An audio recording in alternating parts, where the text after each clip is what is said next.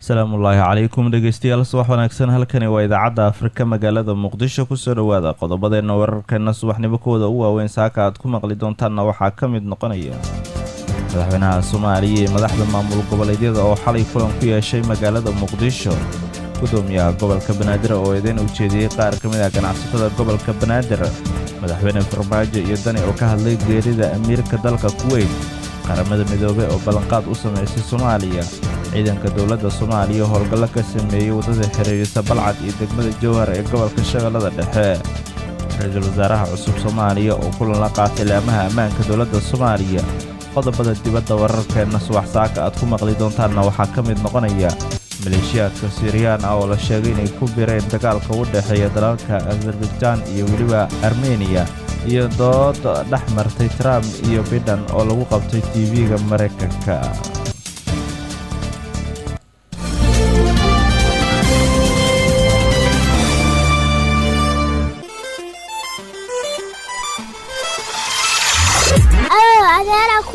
baraanka ku taagan yahay awow aamus waxaan dhageysanayaa war ka baxaya Radio Afrika idaacada Afrika kula dhageysta ka fur adeer albaabka ha dhageysta warka idaacada adeer kale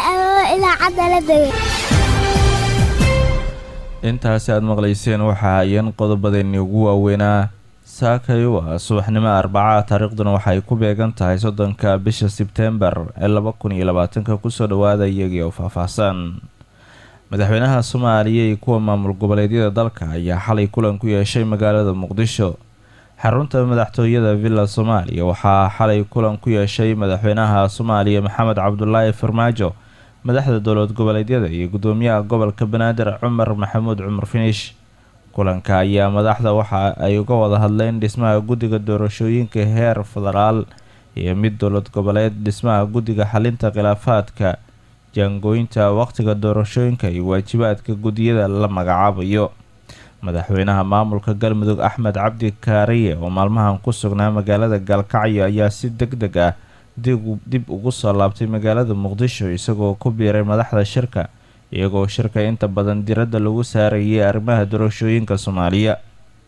warar kala duwan oo la helaya ayaa sheegaya in madaxda ay isku raaceen in la dejiyo dhismaha guddiga doorashooyinka heer federaal iyo mid dowlad goboleed si ay u bilaabaan arrimaha doorashooyinka Soomaaliya kulamada la xiriira arrimaha doorashooyinka ayaa waxa ay noqon doonaan kuwa sii socda waxaana arrintan ay imaanaysaa xilli xubnaha beesha caalamka ee taageerada siinaya Soomaaliya ay ku baaqeen in la sii wado shirarka looga hadlayo arrimaha doorashooyinka Soomaaliya kuwaas oo madaxda maamul goboleedyada dalka wali ay ku sugan yihiin magaalada Muqdisho caasimadda Soomaaliya si ay u dadajiyaan xilliga rasmiga ay dhacayso doorashooyinka Soomaaliya ee la filayo inay dhacaan gudoomiyaha gobolka Banaadir ahna duqa magaalada Muqdisho waxa uu eedayn u jeediyay qaar ka mid ah ganacsatada gobolka Banaadir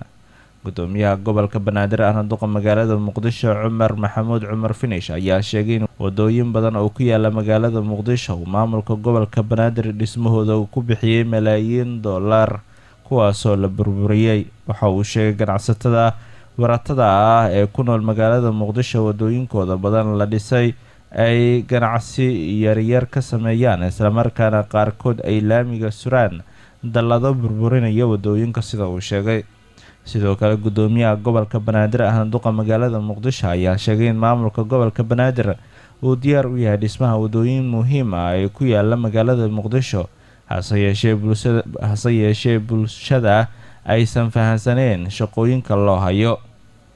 wadadii warata laga dhigay wax alla wixii suuqii loo soo raray waa mataqaanaa dalladaa la surtay dalladuhu waa bir laamiga la qoday waa la geliyay marka taasi nama dhiiri gelinayso marka midaasi nama dhiiri gelinayso waxaan rabnaa marka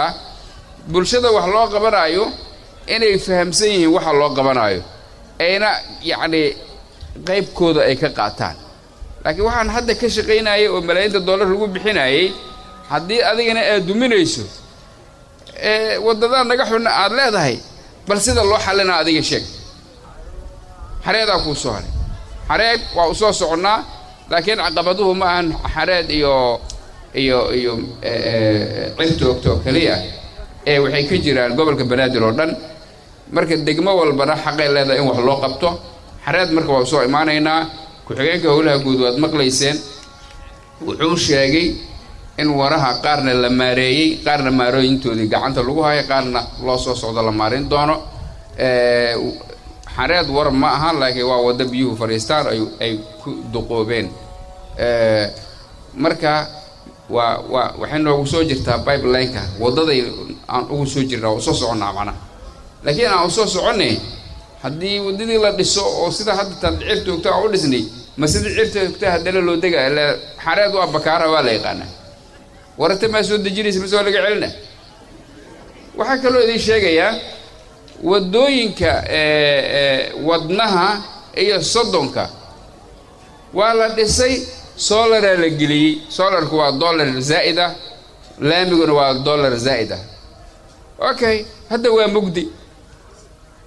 tuuga ciyaal xaafadkii aa timiday soolarka baterigay kala baxeen baale waa taagan yahay soolarka waa taagan yahay laakiin baterigaa laga baxsaday ma ifaayo marka waxaa la idinka rabaa horumarka laydiin sameeyo dad yahow walaalayaalow adeeryaalow inaad difaacatiin aa laydinka rabaa laakiin haddaan maanta dollar badan la geliyo oo lacag badan oo adag la geliyo oo berri la damiyo annaga niyad jabay noo tahay niyad dhis noo maaha marka bulshay kaalintiina qaataa midda kale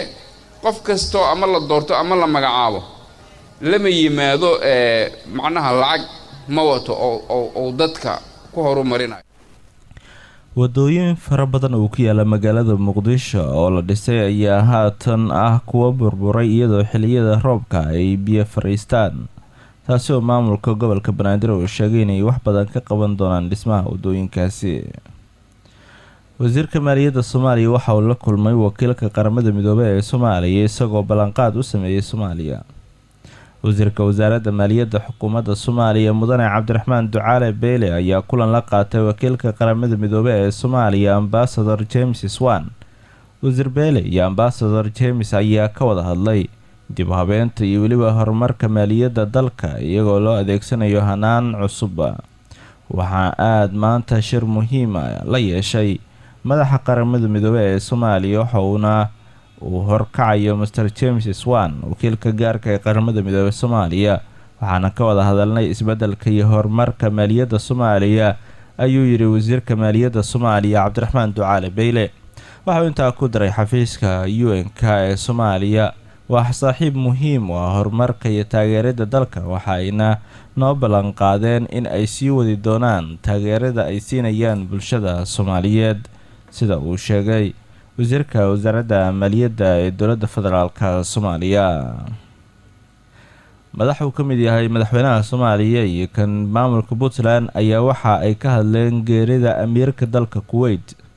madaxweynaha dowladda Soomaaliya Maxamed Cabdullaahi Farmaajo ayaa dowladda iyo shacabka aan walaalaha nahay ee Kuwait uga tacsiyay geerida amiirka dalkaasi Sheekh Sabaax Al Ahmed Al Jaabir oo ku dhintay dalka Mareykanka isagoo da'diisu ay ahayd 91 sano jir madaxweyne Farmaajo wuxuu tacsiir gaar ah u diray qoyska boqortooyada iyo heladii uu ka baxay amiirka Kuwait waxaana xusay in dowladda Kuwait iyo shacabkeeda uu xiriir wanaagsan kala dhaxeeyo Soomaaliya taasi uu rajeynayo inay sii socon doono wuxuuna amiirka dhintay ku sifeeyay mid caan ku ahaa arrimaha samafalka sida uu sheegay Sheekh Nawaaf Al Ahmed oo walaalo la ahaa amiirka geeriyooda ayaa beri loo dhaarin doonaa amiirka cusub ee dalka Kuwait waxaana beri kulan yeelan doona baarlamaanka dalkaasi amiir Sabaax waxa uu muddo ka badan nus qarni ku jiray siyaasadda dowladda Kuwait isagoo noqday ra'iisul wasaaraha wasiirka warfaafinta wasiirka arrimaha dibadda ugu waqtiga dheeraa Kuwait sidoo kalena wuxuu amiirka dalkaasi noqday 2006 Sheekh Sabaax waxa uu calaaqal gaar ah la lahaa Soomaaliya waxa uuna beer ku lahaa degmada Afgooye ee gobolka Shabeellada Hoose halkaasi waqti nasiina ah uu ku qaadan jiray 1978 iyo sanadaha ka dambeeyay